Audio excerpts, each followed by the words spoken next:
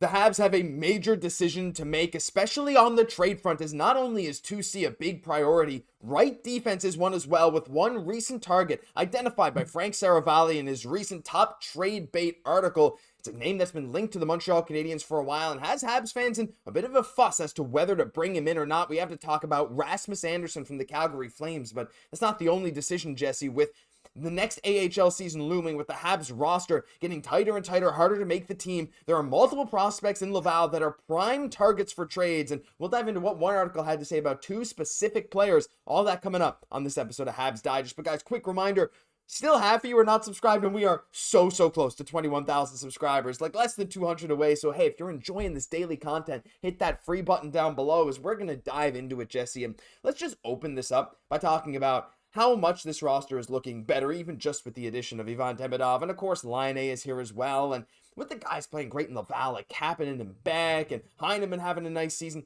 there are not many spots left on this team when we're talking about, bringing guys up from the AHL in the future. And there was an article linked down below that kind of discussed a few names. Please go read it, because it's what gave inspiration to this segment in the video. But there were two names that I wanted to dive into, Jesse.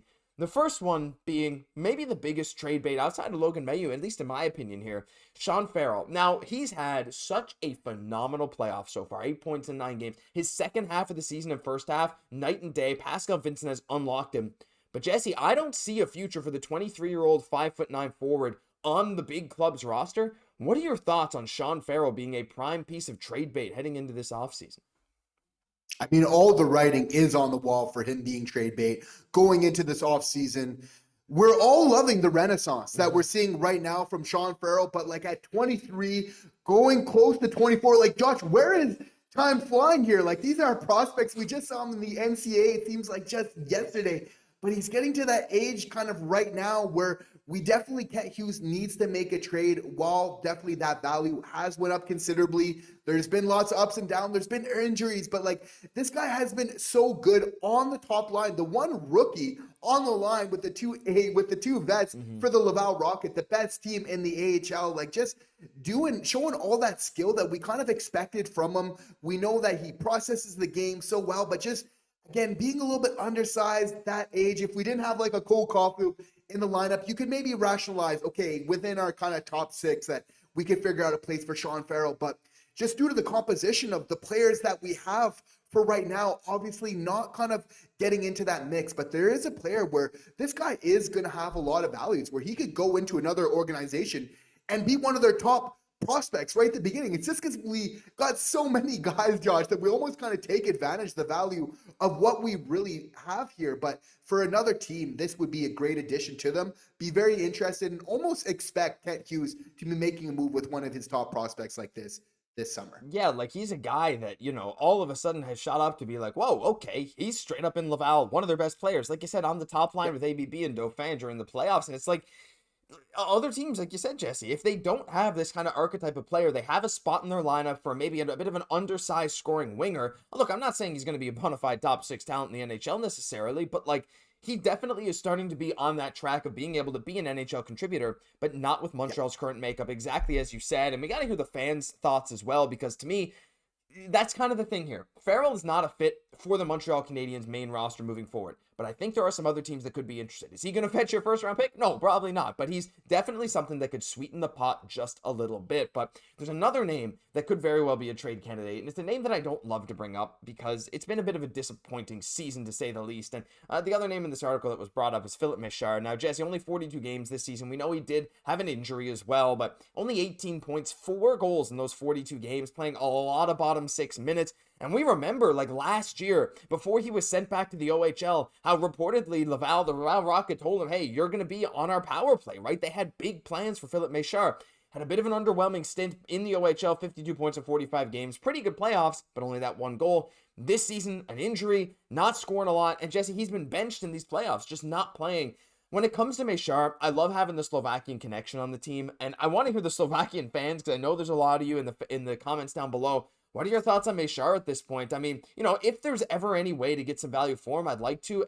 And I hate to say this, but I feel like at this point, the ship on him has sailed with just the sheer amount of people we have above him. And this is probably the one pick that you could look at from Kent Hughes, which really stands the most, where maybe we could have went into another direction. Again, late first round picks, the quality really drops off right from mid of that first round. So they're not all going to pan out, these kind of later first round picks like Filip Mesar is. That being said, there was like some worrying signs right from when he was going to the OHL as being a little bit of an overager and not quite getting that production that we would expect from a first rounder there, which, has been disappointing because he's still always shown those glimpses all the same. At the same time, like, you have to feel like Kent Hughes, if he can get some value at this point in time, obviously it's not nearly where it could be in terms of value right now, but he's going to need to do something to maybe see if, like, this guy, if in another system, again, a little bit of a smaller guy, but is a really great skater, and we know that matters a lot in today's NHL. Really creative type of guy. If he can kind of find a system where maybe he can be, again, one of the most, like, because if he's going to another prospect pool, like Filip Mesar is going to be one of the best prospects for many an NHL team. If he was to go there, I think it's just about kind of maybe see it being in another system where he doesn't have quite that same amount of competition, if that can maybe kind of free up his game and get that change that he's looking for. Yeah, sometimes you just need to change the scenery. And like you said, Jesse, we've seen those flashes of skill. We saw his World Juniors, like 6 points in 5 games in 23. In 2024, as one of the oldest players in the tournament there, 9 points in 5 games still. Like, he has those flashes. But again, like we said, there's just too much competition. And that's a blessing and a curse for Montreal. And when we're talking about guys that can sweeten the pot, these are some of the top candidates. So let us know your thoughts on both of them down below. Has the ship sailed on one of them, both of them? We'd love to hear what you think. But we got to move on to a guy that we might be looking to bring in, Jesse. Now, we're talking a lot about the 2C. Naturally, that's one of our biggest talking points. But there's been another talk. I mean, right-hand defenseman, it's something that the Habs have not shied away about talking about. We definitely need something for the future because as of right now, obviously David Reinbacher and Logan Mailloux, they're fighting it out in Laval to see who's going to crack the roster next year. Sure. But other than that, the only actual right-hand defenseman that is solidly penciled into the lineup for next year is Alexander Carrier. And that's it, right? Now, we do have a lot of guys on the left side that can play the right. I mean, Hutson spent time on the right side, so has Guhle, so has Struble, so has Xhekaj, even so has Engstrom, even when he was over in Europe. But still, that right-hand shot is very important, and having Carrier as your only guy is maybe not super sustainable, but there's one name that we want to bring up that we talked about before, that Frank Saravalli mentioned in the article, I'll link down below, of his top trade bait list. Probably some other names we'll be going over in the near future, Jesse, but Rasmus Andersson, I mean, 28 years old, 31 points in 81 games, really bad plus minus, you can ignore that, but he's only got 1 year left at 4.55 mil, and look, the Flames, they'll probably get a haul for him. Just that 1 year left on a contract like his, 28 years old, 6'1", 202, plays pretty physical, has incredible offensive upside, has that 50-point upside if playing with the right people and in the right places. What are your thoughts on bringing in a super talented guy like this on that just 1 year remaining on his contract? Do you think that makes sense as sort of a bridge between our current era of right-hand defensemen and maybe giving someone like Reinbacher or Mailloux more time to cook? And do you think it also makes sense to have Andersson and Matheson both expiring at the end of the year? I think it makes sense. And with Matheson, I think many fans of the show know where I feel with that. I think it's okay to maybe let that ship sail when it's time there. As Rasmus Andersson is bringing what we need to this team in a couple different ways. Let me expand on that. Let's go. With that 1 year deal, it's a little bit of that sweet spot where you're still giving time to Reinbacher and Mailloux to insulate them, but at the same time, you're able to make a judgment call based off data kind of going forward if we feel like they're ready or not, if we want to extend Andersson going forward. It's also that sweet spot in terms of age, whereas like 27, 28, where like he's a vet, but he's still young enough to grow with this team as well. And there's one other thing of where I think he's a key fit with this team, and that's in terms of like the physical play. Like, he's not overly aggressive. He plays that physical style, great gap control, but like if we got guys like Hutson on this team, having guys that play more of a physical game, it's not nice to have.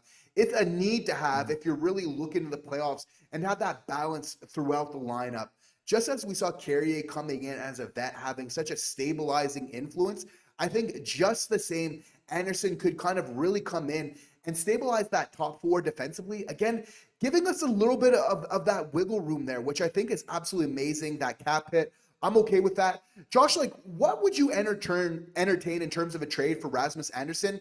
I'll throw out like a mock one here to you, like quick. Like, are you dealing, like, is a first top 10 protected, and let's say like a Sean Farrell or a prospect of that ilk, Are you doing that trade? What is it taking for you to get Rasmus Andersson? I mean, if we're talking that, like, I mean, hey, we do have 2 first-round picks right in the middle of the first round. Like, I do think that is what it would take to get him, because I think a lot of other teams, especially seeing that 1 year remaining, would want him. And I mean, Calgary, I don't know if they have a retention slot, but regardless, like, Calgary has all the incentive to keep him until deadline and try to get a king's ransom in a bidding war, just like they were maybe looking at this year. He didn't end up getting moved. But yeah, I mean, if we're talking, a first-round pick and one of those kind of B-tier prospects for us that could thrive in another system, I think this is the kind of point where you might want to slightly overpay. But again, for 1 year, it's so hard because Montreal is like, there's going to be contending teams who want to win a Stanley Cup this year that are looking at the idea of Rasmus Andersson saying, I'm giving up the farm for this guy.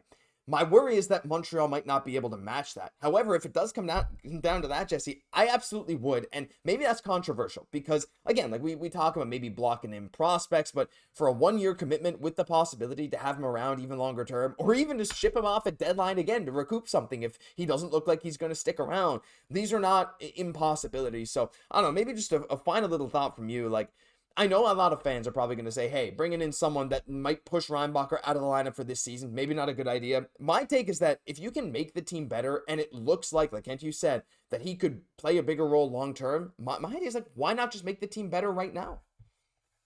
That's it. And especially with a guy that's a team-first mentality, I feel like that is kind of a fit. And then just allow it where it's a situation where if Reinbacher and Mailloux come in and they're kind of forcing Kent Hughes' hand, you kind of cross that bridge at that point in time.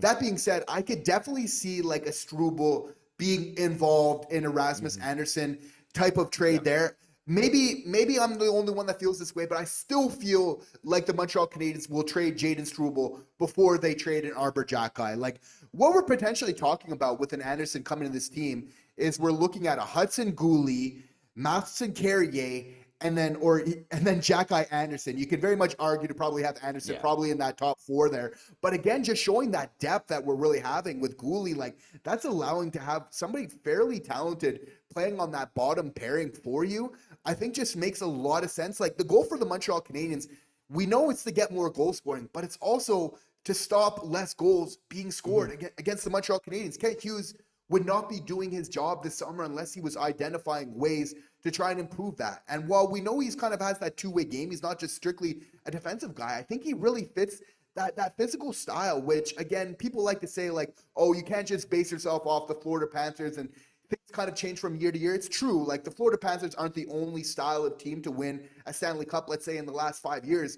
But can we all agree that playing a physical style of hockey always matters in the playoffs? It's always in style. It just matters like how much you want to lean into that. But you're going to need to have a fair quota of that alone. And I think Rasmus Andersson really helps us fill that. Yeah, you need to have a combo of skill and grit, right? Like a team like Washington, they did have a decent combo, but a team like Florida just has more. Carolina had just enough skill to outwit Washington. Like, you got to have that big combination of both. Or some of the best players in the world if you're the Edmonton Oilers. I mean, sometimes that can work as well. But, like, you're absolutely right, Jesse. I mean, immediately when you say that, you put in Andersson, you take out either Struble or Xhekaj. Again, I think you might be onto something there with trading Struble before Xhekaj. Is like, that just immediately becomes one of the hardest decors to play against in the league, and that's what's important. So we got to hear your thoughts from you guys. Maybe you guys are not willing to trade for a guy like Andersson at all, and we'd love to hear why down below, because that'll do it for this episode of Habs Digest. But if you enjoyed, hit that free subscribe button down below as well. It helps us out a ton, helps you stay up to date on all the latest Habs content.